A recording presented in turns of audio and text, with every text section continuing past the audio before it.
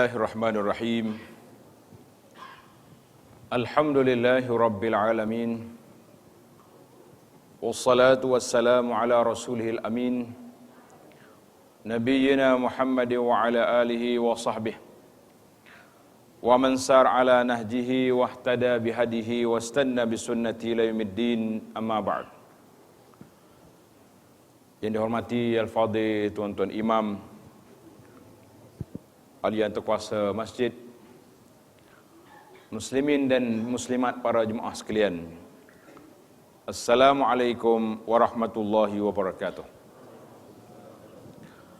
Alhamdulillah, kita panjatkan kesyukuran kepada Allah Azza wa Jalla kerana dengan limpah kurnia Allah kita dapat meneruskan perjalanan hidup kita sehingga menghampiri masuk pusingan setahun pula.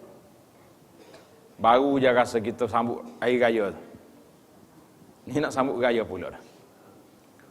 Bila sebut sambut raya tu semangat sikit. Bunyi sambut Ramadan berasa letih. Ya. Tapi semangat nak sambut Ramadan tu kuat. Tak? Nak sambut hari raya tu semangat lepas pada tu lah. Sebelum daripada kita pergi kepada Ramadan, lebih dahulu perbincangan kita dalam sebuah buku yang menarik. Nama kitab ni A'zamu Insan Arafathul Bashariyah. A'zamu Insan maknanya manusia, insan yang agung, yang tidak ada orang yang setaraf dengan dia, yang dikenali oleh manusia. Bagi kitanya tak ada adalah orang lainnya, iaitulah Nabi kita Muhammad sallallahu alaihi wasallam. Jadi para jemaah bila dengarnya ana sebut je nama Nabi, kita pakat selawat insya-Allah. Mudah-mudahan tamat majlis kita ni kita boleh berselawat 100 ataupun 200 kali. Sebab di antara manusia yang baik, manusia yang dekat dengan Nabi sallallahu alaihi wasallam, iaitulah orang yang banyak berselawat pada dia dan orang yang ikut dengar kata Nabi sallallahu alaihi wasallam. Kalau kita selawat saja tapi tak dengar kata, tak jadi juga. Maka tajuk kita yang kita bincang di sini iaitulah zuhud. Zuhudnya Nabi sallallahu alaihi wasallam. Bila sebut bab zuhud, kadang-kadang kita ni nyerusakkan makna zuhud tu oleh orang-orang yang tak apa rajin. Bila dia naik kereta tak basuh, orang tanya dia, "Guna tak basuh kereta ni?" Zuhud. Tak juga dah. Tengok baju tak gosok, guna baju tak gosok tu, zuhud. Tak, sebenarnya dia malah. Apa makna zuhud? Ini kena belajar. Biasa kita sebut, biasanya zuhud ni orang akan bincang dalam kitab Penama Bagi Hati, kitab tasawuf dia panggil. Tapi perbincangan kita di sini dalam kitab sirah Nabi sallallahu alaihi wasallam ni sama. Sebab nak kenal salah satu daripada sifat Nabi sallallahu alaihi wasallam, iaitu sifat az-zuhd. Zuhud. Bila sebut zuhud, apa makna zuhud? Zuhud iaitu apabila seorang itu mampu tidak meletakkan hatinya bergantung dengan dunia. Tak terikat. Mungkin dia ada rumah besar. Walaupun orang yang ada kenderaan yang comel, kereta besar, tapi boleh jadi dia zuhud. Ya, terpelik ni. Zuhud warna rumah besar. Dia pitih banyak. Bagi dia rumah besar tu, kalau nak 3 kali ganda lagi boleh. Kita yang tak ada ni, rumah kita ada setakatnya kita duduk hari ni, 5 bilik tu, besar dah bagi kita. Tapi maknanya telah dihuraikan oleh para ulama, arti zuhud yang sebenar itu iaitulah apabila hati itu tidak terikat dengan dunia. Kalau dia mari, jangan tolak. Jangan kata, saya zuhud, orang nak bagi makan pun tak mahu. Itu terlebih zuhud pula lagu tu. Bila dia mari, kita boleh ambil. Tapi bila duduk dengan kita, jangan pula pakat duduk dakak ke dia. Siapa kau nak pergi masjid tu? Orang tak ada. Sibuk dengan nak cari harta. Orang minta derma pun tak sibuk kau tangan. Saya, itu sudah. Itu dia panggil hati telah terikat dengan dunia. Bila kita tengok zuhud Nabi sallallahu alaihi wasallam, maka Allah SWT beri peluang kepada Nabi. Malaikat mari tanya dia, nak ke tidak? Kalau dia nak, bukit di Mekah tu jadi emas. Bukan emas dengan batu jokong dan 3 keping, dak bukit jadi emas. Tapi Nabi kita tak mau terima. Bahkan Nabi SAW telah sebut dalam sebuah hadis, Nabi kata apa? Mali walid dunia. Dengan dia punya huraian. Mali walid dunia, kedudukan saya dengan dunia itu, innama masali wa masalud dunya kamasali rakibin. Bandingan saya dengan dunia ini seperti orang yang menunggang naik kenderaan. Qala fi zilli syajaratin. Waktu tengah hari dia turun tidur di bawah bayangan pokok. Qala tu mana qailulah, tidur sekejap tengah hari di bawah bayangan pokok, fi yaumin saifin, pada hari yang begitu panas. Kita ni kalau kita berjalan tengah panas, boleh duduk di bawah teduh. Suka tidak? Suka. Berehat sekejap, summa raha wa tarakaha, kemudian dia bangun berjalan lagi pula. Walaupun udara cantik, tempatnya comel, pokoknya rendang, tapi bukan situ tempat duduk. Mana dia nak, dia pengembara, dia akan berjalan begini. Hadis ini riwayat oleh Imam Ahmad rahimahullahu taala.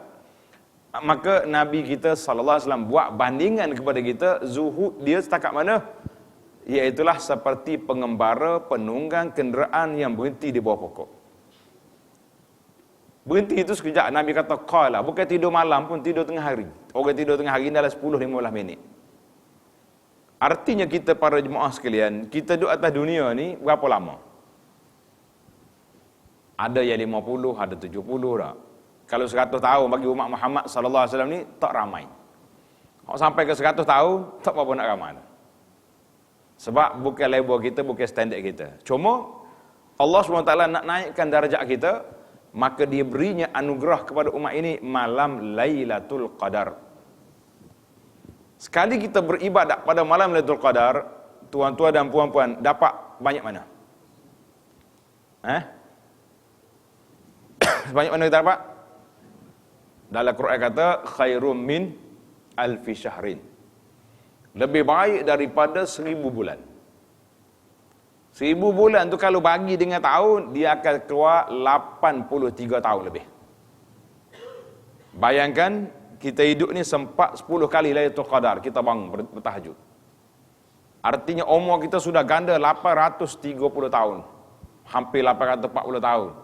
Dekat-dekat dengan umur Nabi Nuh dah. Umurnya pendek, tapi bagaimana Allah nak naikkan darjat? Bagaimana Tuhan nak tinggikan darjat kita? Maka diberinya peluang gandaan pahala. Diberinya peluang gandaan pahala. Jadi kita ni alhamdulillah, kata Nabi sallallahu alaihi wasallam, nahnul akhiruna sabiquna yaumal qiyamah. Kita ni orang yang terakhir keluar di dunia, umat ini, tetapi orang yang terawal selesai masalah di hari akhirat. Kita dengar ni kata suka ke tidak? Kata alhamdulillah ke tidak? Alhamdulillah. Maknanya kita umat yang terakhir tapi keluar cepat. Selesai masalah cepat. Masuk dalam syurga cepat. Saya buat ibarat mudah-mudah. Macam orang VIP lah. Rombongan VIP ni, dia mari airport pun lambat. Naik kapal terbang ujung sekali. Tapi dia keluar, apa-apa dah orang. Kita keluar tu bukan sakat awal, tak ada dah buat dia tu. Siap dengan barang-barang ambil belakang dah. Maknanya walaupun umat Muhammad sallallahu alaihi wasallam umat yang terakhir, tetapi di awal pada hari kiamat esok. Inilah kelebihan kita. Nabi kita sallallahu alaihi wasallam diberi jawatan Sayyidul Awwalina wal Akhirin, penghulu bagi semua anak Adam yaumal qiyamah. Jadi bukanlah Nabi kita zuhud kerana tak ada benda. Kita ni kadang-kadang kita cakap kita zuhud, tapi memang kita tak ada benda. Macam mana hidup awak sekarang? Zuhud. Sebab memang tak ada benda pun. Kalau nak kata tak zuhud, kena zuhud juga. Itu dia panggil tidak zuhud. Macam orang, dia mengaku dia sabar. Dia kena orang buat zalim kepada dia. Dia nak lawan kawan itu tak mampu. Tak berani nak lawan. Tak ada kekuatan. Kalau orang tanya, kenapa awak tak lawan dia? Saya sabar. Betul kau sabar lah gitu? Orang yang betul-betul sabar, orang yang boleh lawan. Mana kalau dia nak tipah balik tu boleh lah. Nak bagi sebiji dua, boleh ke tak boleh? Boleh. Tapi dia tak balas. Itu dia panggil orang yang sabar. Al-afu, orang yang pemaaf. Ini kalau kita nak lawan tak berani. Tapi duduk awal ke, saya jenis maaf. Kalau kata maaf apa, tak berani. Itu lain dia punya level. Dia maaf tu bagus. Tapi taraf dia tak sama dengan orang yang boleh lawan, orang yang boleh ambil tindakan, tapi dia maaf. Jadi kita hari ini pun maknanya zuhud Nabi SAW bukan zuhud paksaan, tetapi dia panggil zuhdun mukhtar. Zuhud secara pilihan. Dia nak pilih jalan, tak mau pilih harta. Bahkan kalau harta mari, kita tengok kejap lagi cerita. Apabila mari harta daripada Bahrain, harta zakat dan harta-harta lain mari daripada Bahrain, satu nama tempat, nama dia Bahrain. Waktu harta Bahrain ini sampai masa mana? Iaitulah pada waktu malam. Pada waktu malam sampai harta. Kata di seorang sahabat Nabi sallallahu alaihi wasallam, ketika datangnya barang-barang mari daripada Bahrain. Barang daripada Bahrain ini banyak. Nabi kita sallallahu alaihi wasallam waktu itu pada waktu malam sampai. Mari pada waktu malam. Dia keluar pergi tengok solat subuh, masya-Allah ramai orang pagi itu. Rupanya kalau ada benda-benda ni bila-bila pun ramai. Kan? Ramai mari dah. Jadi tanya Nabi kita sallallahu alaihi wasallam, tanya kepada sahabat, la'allakum, boleh jadi kamu semua ni dengar dah kali cerita. Kamu tadi sudah dengar dah cerita semalam Abu Ubaidah bawa mari harta daripada Bahrain. Jadi bila Nabi sallallahu alaihi wasallam tengok, Nabi kata apa? Tengok ramai orang ni masjid. Nabi kata, boleh jadi kamu dengar dah cerita Abu Ubaidah mari daripada Bahrain ni. Sahabat-sahabat kata, ya Rasulullah. Nabi kata, Nabi bersumpah, wallahi mal fakhra akhsha alaikum. Nabi kata, demi Allah, bukanlah kepakiran yang aku bimbang kepada kamu. Bukanlah kepakiran yang aku bimbang menimpa kamu. Tapi yang aku bimbangnya tubsata alaikumud dunya, dibuka seluas-luasnya pintu ke atas kamu. Pintu dunia ni dibuka luas. Fatanafasuha, kamu akan berlomba kejar nak cari dunia sebagaimana orang dulu telah kejar. Halal ke, haram ke, tak ada siapa tanya. Yang pentingnya bagaimana nak dapat. Lagu mana nak suruh boleh benda ni. Itu besar bagi dia. Maka itu Nabi kata, aku bimbangnya takut dibuka kepada kamu pintu-pintu dunia, kamu tak tahan sabar, kamu akan binasa sebagaimana umat-umat yang terdahulu binasa. Jadi bila mari barang-barang tadi, Nabi kata unsuruhu fil masjid. Letak di masjid. Zaman dulu tak ada lah store-store apa ni, tak ada. Jadi Nabi kita sallallahu alaihi wasallam dia letak di masjid. Marilah salah seorang daripada orang rapat Nabi, iaitulah Al-Abbas bin Abdul Muttalib. Siapa dia Abbas ni? Pak saudara Nabi sendiri. Abbas kata apa? Ya Rasulullah, a'tini. Rasulullah, berilah kepada saya harta. Inni fadaitu nafsi. Saya nak lepas masuk hijrah dulu, saya telah tebus diri saya. Saya juga tebus akil, nak bayar balik kepada, sebab nak lepaskan diri dia, supaya dia boleh balik masuk Islam. Nabi kata, khus, ambil lah kalau nak. Dia mengungkit, kata dia tebus diri dia tu, nak menyelamatkan dia. Maka Nabi kata, ambil lah, boleh ambil. Dia pun ambil kain dia, fahasa fi thawbihi. Dia ambil letak dalam kain dia. Nabi duduk tengok. Siapa penuh kain. Falam yastati'. Bila nak angkat, tak mampu. Nabi kita tengok ya. Bila tak mampu nak angkat, dia kata apa? Ya Rasulullah, umur ba'duhum yarfa'u li. Rasulullah, tolonglah suruh orang angkat. Qala la. Nabi kata tak, aku tak suruh. Nak angkat-angkat sendiri.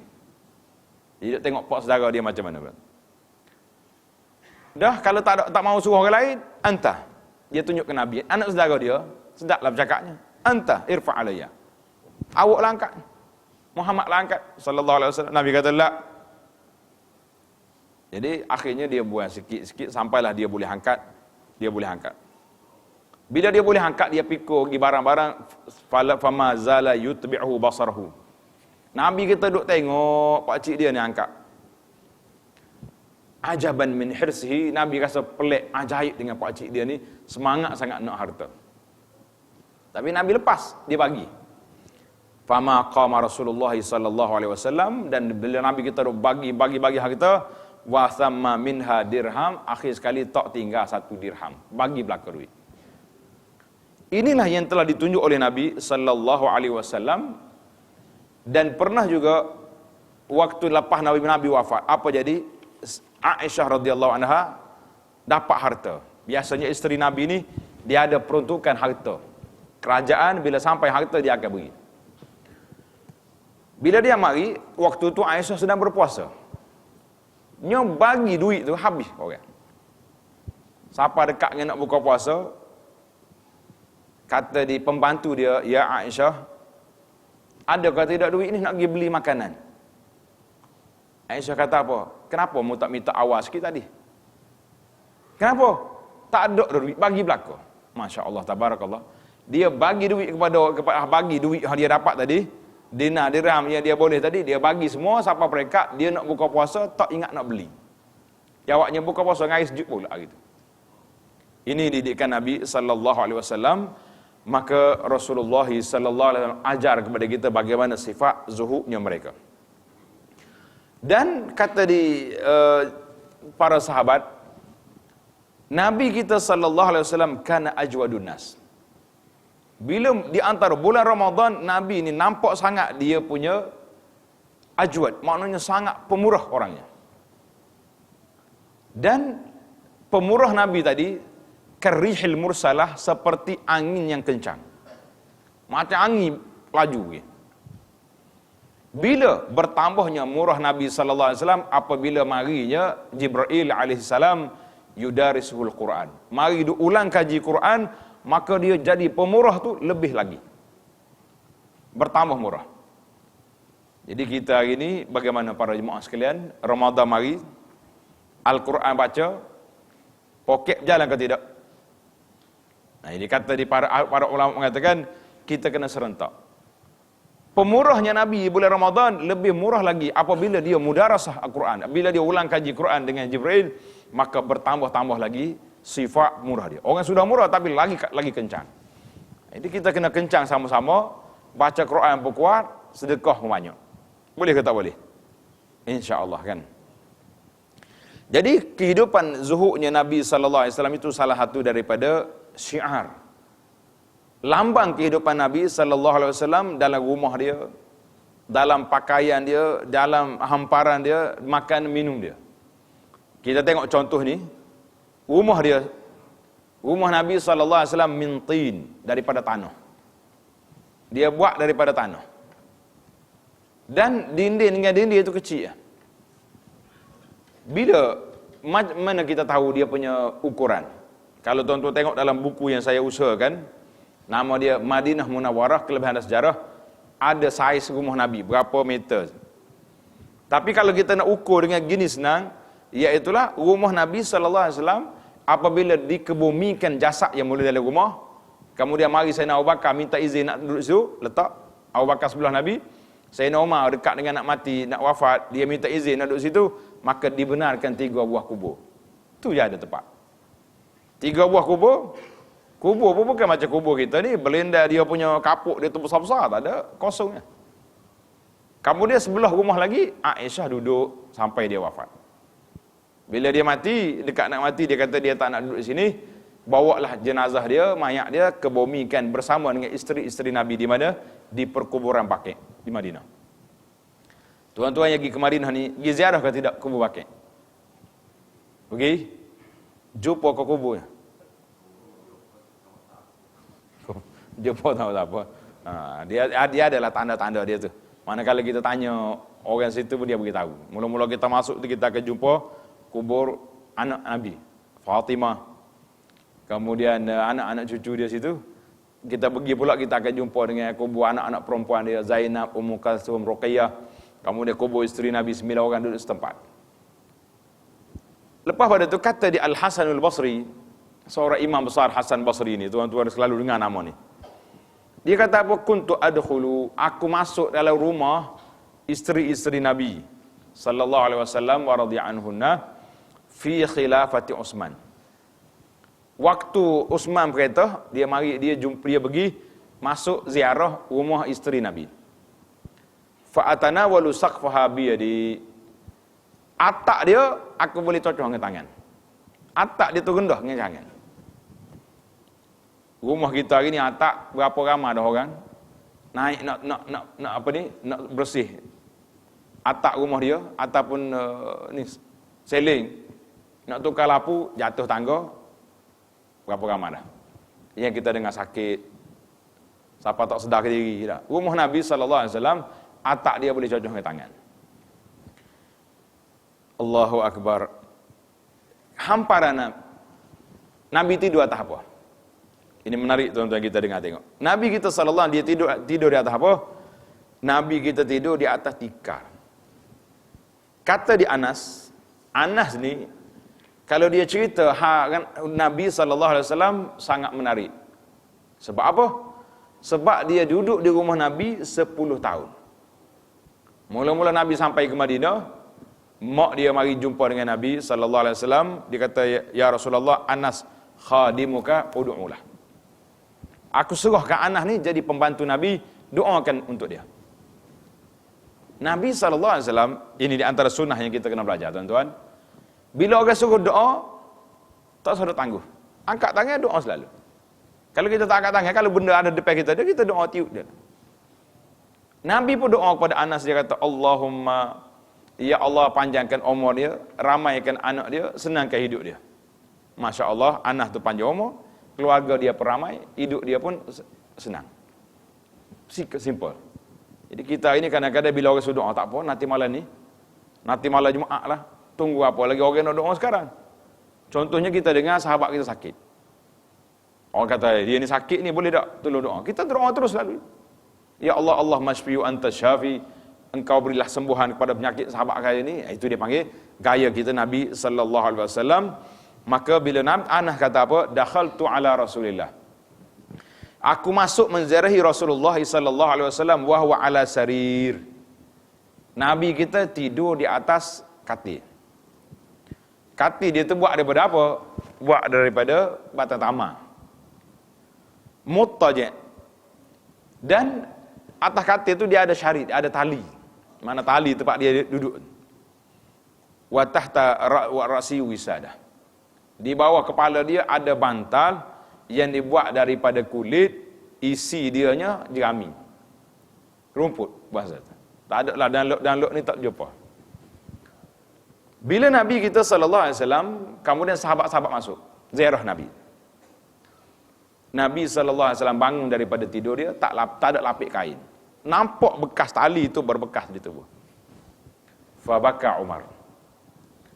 Sayyidina Umar bin Khattab menangis radhiyallahu anhu, Nabi menangis. Sayyidina Umar menangis. Bila Umar menangis, Nabi tanya, "Ya Umar, ma yubkik?" Umar, apa sebab kamu menangis? Mau masuk dalam rumah aku, tengok aku tidur. Bangun daripada tidur ni, tiba-tiba Umar menangis. Nabi tanya dia kenapa menangis. Umar kata apa? Wallahi, Umar bersumpah demi Allah, illa an akuna a'lamu annaka akramu Allah azza wa jalla min Kisra wa Kaisar. Saya ni yakin, tahu sungguh-sungguh bahawa Nabi sallallahu alaihi wasallam ni lebih mulia dari di sisi Allah Taala daripada Kisra. Kisra tu raja Parsi, maknanya empire besar zaman itu.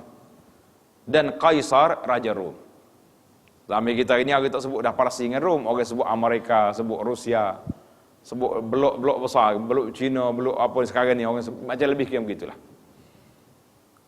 Wa huma ya'basani fid dunya. Demo ni dua orang ni, Kaisar dengan apa ni Kisra ni, Dia boleh nak apa saja dunia. Nak tilam ke, nak katil ke, nak istana ke, semua buat. Wa anta ya Rasulullah bil makanil ladzi ara. Tuan, orang yang paling disayangi oleh Allah Azza wa Jalla, yang rapat dengan Allah, tapi saya tengok tidur sampai bekah belakang dia.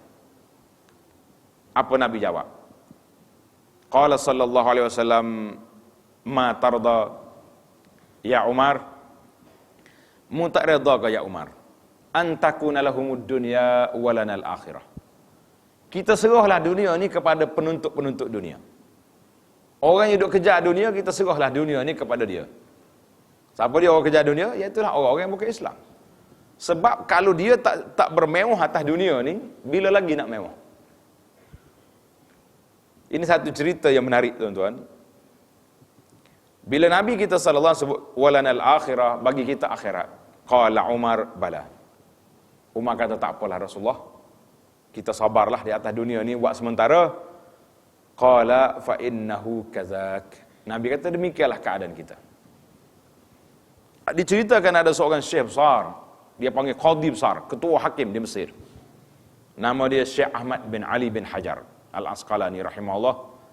Jadi dia ni oleh kerana dia qadhi, ketua hakim, mufti, bila dia berjalan ada kereta kuda naik.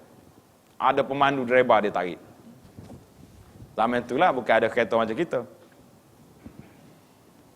Bila dia tarik, tiba-tiba ada seorang pakcik tua Yahudi duduk tepi jalan, dia tahan. Syekh, berhenti. Tok Syekh kata tak apa, kita berhenti tengok. Dia kata ada masalah apa awak? Nak tanya apa? Dia kata aku dengar orang Islam kata dunia ini penjara bagi orang mukmin, syurga bagi orang kafir. Dunia ini penjara bagi orang mukmin, syurga orang kafir. Tapi aku tengok keadaan sekarang ni terbalik. Aku miskin, orang mukmin, kau orang Islam kaya. Macam mana dengan hadis ni? Soalan dia tu sedap. Kalau orang mari tanya kita, agak-agak nak jawab macam mana? Boleh jawab? Boleh jawab. Malam ni kita jawab, insya-Allah.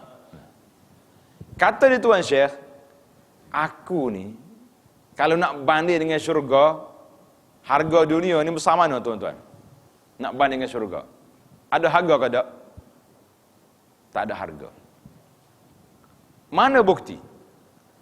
Dalam ayat Quran, tuan-tuan tengok di awal surah Al-Baqarah, ayat innallaha la yastahi. Allah Ta'ala tak malu nak buat bandingan dengan nyamuk. Dengar tak cerita nyamuk dalam Quran? Quran, nyamuk bisa dia disebut dalam Quran. Ada beberapa hayawan dia panggil al-hayawanu fil Quran. Nyamuk lagi, semut, kecil-kecil dulu. Apa ni? Zubab, lalat. Apa lagi kecil? Lebah.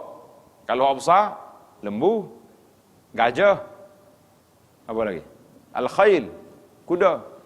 Kecil. Tuhan sebut kecil. Bila Tuhan sebut buat bandingan dengan nyamuk, orang kafir kata apa ni? Macam tak ada benda lain nak buat. Nabi kata apa? Tuan-tuan tengok ni. Tengok pada nyamuk. Ajaibnya nyamuk ni pelik. Allah Subhanahu Wa Taala Nabi SAW beritahu, "Lau kanatid dunya ta'dilu 'indallahi janaha ba'udah." Andai kata dunia ini mempunyai nilai di sisi Allah Taala seberat sayap nyamuk. Siapa dia pernah timbal nyamuk? Hak dia mau kata cerita puteri apa tu? Hak nak hati nyamuk ke hati apa tu? Cerita tu betul ke tak betul? Nak main hati nyamuk ke mana tak? Nyamuk. Tak ada orang timbal. Nabi buat bandingan yang satu benda nak suruh kita fikir. Nabi kata, "Lau kanatid dunya", andai kata dunia ini ada nilainya di sisi Allah Ta'ala sebesar sayap nyamuk, masaqa biha kafir, nescaya orang yang bukan Islam tak boleh minum air. Tengok. Jadi Tuan Syekh kata nak banding aku ni atas dunia ni dengan akhirat, dengan syurga esok, jauh tak ada bandingan. Adalah nama-nama yang sama. Walahmi tayrin, daging burung. Adakah burung ciuk atau burung merpati? Kan? Burung-burung yang ada ni tak sama. Wa fakihatin, buah-buahan. Sampai ada baru ni orang tanya, dia kata ustaz kata semua benda dalam syurga ada belaka. Dia kata wudu ada ke? Katanya mikir juga berlaku tu. Tanya. Nak ayatnya saya dia kau wudu tu, nak bawa gila syurga nah tu. Ha tu dia. Ana duk ingat cerita wudu ni. Suka juga cerita wudu tak? Waktu ceramah Isra Mi'raj. Kan salah satu daripada Isra Mi'raj tu Nabi kita tengok ada hak daging hak molek ada, daging hak busuk ada. Dia pergi makan hak busuk, tinggal hak molek. Kata saya pun rasa bimbang juga kita ni. Ada ayam goreng lagi, ada ikan percik lagi, tapi duk celup hak busuk juga. Apa jadi tuan-tuan? Waktu nak makan nasi lepas tu, tinggal ulas saja, wudunya buat lagi untuk email. Dia kata, dah ustaz kata lagi tu dia pun malu nak jamu, makan apa busuk. Baik. Tak habis lagi cerita Tok Syekh ni. Syekh kata, mu ni, duk atas dunia ni walaupun miskin, susah, boleh makan ke tak? Boleh. Minum? Boleh. Nak jalan sana sini? Boleh. Tapi kalau mu tidak Islam, mas mati esok, di akhirat esok, masuk dalam neraka, apa ada? Ini dia panggil, dunia ni penjara bagi orang mukmin nak banding dengan nilai akhirat. Syurga bagi orang kafir. Sebab apa? Bagi dia, duk atas dunia ni, relax. Yang miskin pun boleh makan, yang kaya tu sekira tu. Jadi banyak. Nabi kita sallallahu alaihi wasallam, Nabi kata apa? Ya Umar, bagilah kepada mereka dunia, kitanya di akhirat nanti insya-Allah. Umar kata tak apalah, kita setujulah dengan apa yang disebut oleh Nabi sallallahu alaihi wasallam. Kata di Anas radhiyallahu anhu, ma alimtu an-nabiy sallallahu alaihi wasallam akala ala sukrujah. Nabi kita ni sallallahu wala khubiza lahu muraq. Nabi kita sallallahu alaihi wasallam tidak pernah makan dalam bekah yang cantik, bekah yang comel. Dia biasa dia makan. Dan dia tidak makan khubuz, roti yang lembut, roti kasar-kasar dia makan. Dan Nabi kita tidak makan ala khiwan, duduk atas meja. Bila sebut cerita ni ada orang tanya, meja rumah kita lagu mana? Kata makan atas meja, tidak menjadi masalah. Nabi dia tidak kata salah, cuma dia tak duduk atas tu. Sebab dia makan sekejap ya. Sebab tu dalam hadis Nabi kata apa? Apabila ada makanan depan kamu, orang azan, orang qomat dah. Dia suruh makan berhabis. Suruh makan dulu, lepas tu baru pergi solat. Sebab makannya dia sikit. Kemudian imam pula baca panjang. Zaman kita hari ni makanannya banyak. Imam baca pendek. Pakai tak semaya jawab dia aja. Sedap juga ni. Kalau kita tanya ada hodok kedai kopi tu waktu orang azan, bayar dulu. Nabi kan suruh makan dulu baru semaya. Kata cerdik-cerdik belaka bagi nak pelepah. Bagi nak pelepah tak segi masjid tu cerdik. Kita kena tengok wakil, dia panggil wakil reality. Nabi kita sallallahu alaihi wasallam dia solat ni kadang-kadang sampai 50 ayat. Kat 50 ayat kalau surah Baqarah berapa dah? Dekat dengan setengah juzuk dah. Dah lah makan roti 3 keping tu. Kau tak ada lagi. Enggak kata zaman kita ni tak ada. Baru basuh tangan tu walau itu dah rokok dah. Baik pergi semaya dulu lepas tu baru makan. Jangan duk salah guna kat ayat-ayat hadis tu. Baru ni bila timbul cerita anak-anak muda pakat duduk dekat anjing. Dia panggil touch apa ni, dog ni. Pakat duduk gosok anjing. Bila orang tanya dia, kenapa awak gosok anjing ni? Dia kata ada dalam hadis. Seorang perempuan pelancur tu, bila dia nak minum air, dia tengok anjing dahaga, dia pun seluk ambil air beri ke anjing. Ghafarallah. Allah Ta'ala ampunkan dia. Enggak sekali minum dia baru tu. Kita ni pakai perah terus lalu. Mana agak? Merah anjing lah buat kita esok. Dia kata gua nak Tok Imam beli 3 ekor. Nak ambil afdal ni, orang lain seekor. Jadi hadis-hadis macam ni kita kena belajar memahami isi. Maknanya artinya Allah Subhanahu Wa Taala nak cerita kepada kita ni yang perempuan bagi minum. Cerita waktu tu dia ikhlas, dia bantu makhluk Allah Azza wa Jalla itu. Bukan nak suruh pergi perah anjing. Baik. Artinya Nabi kita sallallahu alaihi wasallam dia walaupun dia tak makan roti yang lembut, dia tidak duduk makan di meja dan dia tidak duduk di atas tempat yang menarik, tapi Nabi kita sallallahu alaihi wasallam dia tidak larang. Pasal itulah dalam bab kehidupan luas. Kita nak duduk meja ke, kita nak makan dengan sudu ke? Ni hak Cina makan dengan kayu tu apa panggil? Cocok dengan kayu, tak apa. Tidak jadi masalah. Yang jadi masalahnya kalau makan dengan tangan kiri. Itu salah. Sebab apa salah? Nabi kita sallallahu alaihi wasallam sebut, Nabi kata ya ghulam kul bi yamin. Nabi kita suruh makan dengan tangan kanan. Kenapa? Fa inna syaitana ya'kulu bishimal. Hok makan tangan kirinya syaitan. Berat kita ni ada tak kita makan tangan kiri?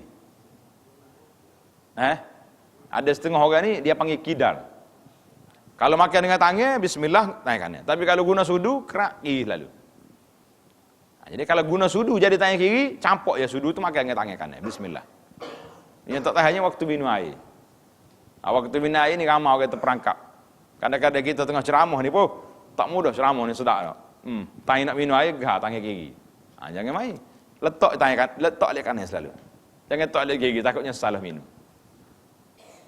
Nabi kita itu menunjukkan zuhud itu tidak menghalang kita untuk meneruskan kehidupan yang biasa. Pakaian Nabi SAW, tengok pakaian dia kata di Abi Burdah radhiyallahu anhu, Abi Burdah ni kata, lepas Nabi wafat, akhrajat ilaina Aisyah tu. Aisyah radhiyallahu anha keluarkan kepada kami kisah kain. Dan dia punya ni izar, kain di bawah ni ghaliz, kain hok kasar. Tidak kata kain hok lembut, licin molek dak. Kain yang kasar aja. Faqalat, kata di Aisyah, qubida Rasulullah, ruhu Rasulillah sallallahu alaihi wasallam fi hazaini. Waktu Nabi kita wafat, malaikat mari ambil ruh dia, dalam keadaan dia pakai kain inilah, kain yang kasar-kasar begini. Ini baru ni ada seorang perempuan ni, dia tanya, boleh ke tak boleh? Dia nak bayar, dia nak beli kain kapan, mak dia mati tu kain hok comel-comel. Kata tak payahlah, buat nyusuh ya. Dia tu nyusuh siapa? Nyusuh kau ulak nak makan payah. Buat apa comel-comel? Kita nak letak dalam kubur, dalam tanah. Pasal itulah, bila kita nak beli kain kapan, kita beli kain yang biasa ya. Itulah pakaian kita yang terakhir, dan pakaian kita di awal pun lagu itu juga. Jadi sekali-sekala kita pakai pakaian yang tidak begitu cantik. Untuk apa? Untuk kita nak ingat, kita ni nak pergi ke akhirat. Mak kita tengok pada makanan Nabi sallallahu alaihi wasallam pula, wa amma ta'amuhu wa syarabu. Nabi kita ni sallallahu alaihi wasallam makannya sangat sikit yang makanan dia.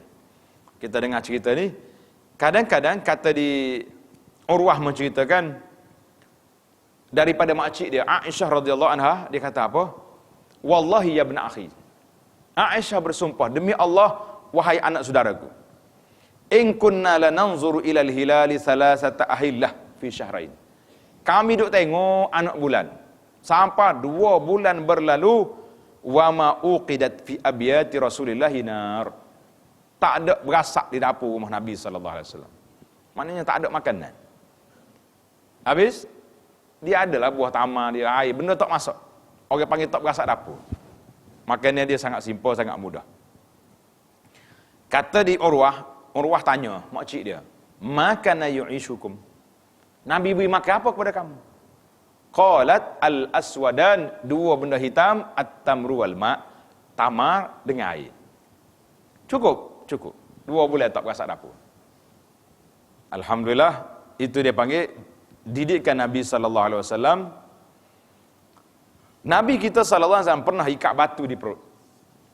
Bila dia lapar, dia ikat batu perut. Sebab tak mau bagi gelora, supaya perut itu tidak beronjal, ikat batu nak suruh nampak kemas. Iaitulah waktu Nabi kita gali parit, dan beberapa kali peristiwa ini berlaku di situ. Kata di An-Nu'man bin Bashir radhiyallahu anhu, apabila dia menyebut tentang kedudukan Nabi sallallahu alaihi wasallam, dia kata apa? Zakara Umaru ma asaban nas minad dunya. Umar menyebut tentang dunia sekarang ini telah luas. Zaman Zainal Umar telah berlaku pembukaan negara-negara luas. 10 tahun Umar berkata dia boleh sampai kepada pelosok dunia. Faqala, kata dia apa? Laqad ra'aitu nabiyyakum. Aku sendiri pernah tengok Nabi kamu sallallahu alaihi wasallam, wa ma yajidu minad daqal. Tidak ada di rumah dia itu tamar yang daqal, maknanya tamar yang yang kodi sekali. Yang tak ada standard sekali. Dia tamar ni banyak jenis. Di Madinah saja tamar berpuluh jenis nama. Tamar di Madinah banyak jenis nama. Dan dia kata tamar yang radi, tamar yang tak baik pun tak ada Nabi kita sallallahu alaihi wasallam nak makan. Satu cerita daripada Abu Hurairah radhiyallahu anhu. Mari seorang laki-laki pergi jumpa dengan Nabi sallallahu alaihi wasallam. Faqala inni majhud. Rasulullah, saya ni sangat penat. Tak makan dah berapa hari. Letih perjalanan. Nak minta makanan. Dengar ni tuan-tuan apa jadi. Fa arsala ila ba'dhi nisa'ihi, Nabi kita sallallahu hantar orang ni, atau wakil dia, suruh pergi tanya isteri dia, ada makannya ke tak? Nak balik orang ni lapar ni. Jadi mari wakil dia kata isteri Nabi, wallazi ba'asaka bil haqq ma indi illa ma. Bagi tahu kepada Rasulullah sallallahu alaihi wasallam, isteri dia kata tak ada apa di rumah selain pada air. Hak lain tak ada. Dia hantar pergi isteri yang kedua pula, yang ketiga pula, isteri dia ramai. Satu masa saja isteri Nabi di Madinah saja ada berapa? 9 orang. 2 mati di Mekah, iaitu Khadijah dan Maimunah. Kena ingatkan nama-nama isteri Nabi ni. Sebab apa kita tak apa ingat dah nama isteri Nabi? Sebab anak-anak kita ni tak apa nak letak nama. Ada orang tanya, ustaz, saya baru dapat anak perempuan, minta nama saya, kata buh nama Zainab. Tak apa-apa lalu. Dah, kalau tak mahu Zainab, Maimunah, lagi tua. Oh, payah tanya-tanya, bagi tak mahu dah. Dia nak pelik-pelik nama. Dia suka benar kalau boleh gabungkan nama suami dengan isteri. Bahasa hebat tu tak? Kebetulan suami dia nama Yahya, isteri nama Mahani, anak dia jadi Yamaha. Oh, tu suami tu. Oh, standard molek dah, nama kembar pula dah. Macam-macam. Jadi main apa benda pelik. Jadi nama-nama hak asal ni tak mahu. Ada juga nama beberapa nama tu, nama hak lama tapi jadi muda, macam Asiah. Itu tak apa. Kalau kita nama Asiah, tapi kena nama Nur, Siti Nur Asiah, jadi macam jadi biarlah. Isteri Nabi sallallahu alaihi wasallam seorang demi seorang jawab, ma indi illal ma. Tak ada di rumah saya ni kecuali air je. Macam mana? Jadi bila Nabi jawab, rumah dia tak ada makanan, Nabi bertanya, man yudhifu hadzal lailah rahimahullah. Nabi kata, siapa di kalangan sahabat nak ambil orang ni buat balik ke rumah dia, Allah Taala beri rahmat pada kamu. Faqama rajulun minal ansar, bangun seorang laki-laki Ansar, saya Rasulullah buat balik ke rumah. Dia buat balik tetamu ni, tanya-tanya isteri dia, tak ada makan dia pula di rumah. Ada dia nak makan, maka dia tutup, betul kata cerita tutup lampu tu. Suruh tamu makan, biar dia tak makan. Dia ni pakai kunyah saja ya. Subhanallah, ajaibnya hidup di zaman Nabi sallallahu alaihi wasallam. Cerita yang terakhir yang kita nak cerita dalam bab zuhud ni, ketika Abu Hurairah cerita, kharaja Rasulullah sallallahu alaihi wasallam zata yaumin aw lailatin. Satu malam Nabi kita keluar, ataupun satu siang Nabi kita keluar daripada rumah dia. Nabi berjalan-jalan, tiba-tiba dia tengok Abu Bakar duduk berjalan, Sayyidina Umar duduk berjalan. Nabi tanya apa? Ma akhrajakuma min buyutikum hazihi sa'ah. Nabi tanya, Abu Bakar, Umar, apa sebab kamu keluar daripada rumah waktu ni? Dia kata apa? Qala alju, lapar ya Rasulullah, tak ada makanan. Jadi Umar berjalan, Sayyidina Abu Bakar berjalan. Kata Nabi sallallahu alaihi wasallam, wa ana wallazi nafsi biyadihi la akhrajani allazi akhrajakuma. Nabi kata, aku pun sama juga lah, aku keluar ni sebab rasa lapar sangat. Maka Nabi kita sallallahu alaihi wasallam dengan 3 sahabat ni, dia pergi rumah sahabat lain yang banyak makanan. Jadi Nabi kita alhamdulillah banyak makanan sebenarnya. Cuma ini Nabi kita nak didik. Dia sabar, cuma nak beritahu kepada masyarakat, kepada pengikut-pengikut dia ni pasal apa? Supaya kita ni tidak jadi manusia yang tamak, manusia yang gila kepada dunia. Adapun barang-barang peninggalan Nabi sallallahu alaihi wasallam, Nabi kita tinggal, ketika Nabi kita nak mati, Nabi kita tak tinggal ma taraka inda mauti dirhaman wala dinar wala abdan. Tak ada dinar, tak ada dirham, tak ada hamba, tak illa baghlah. Seekor bagal. Bagal ni macam kecil sikit pada kuda. Dan juga harta senjata yang dia Nabi kita ada.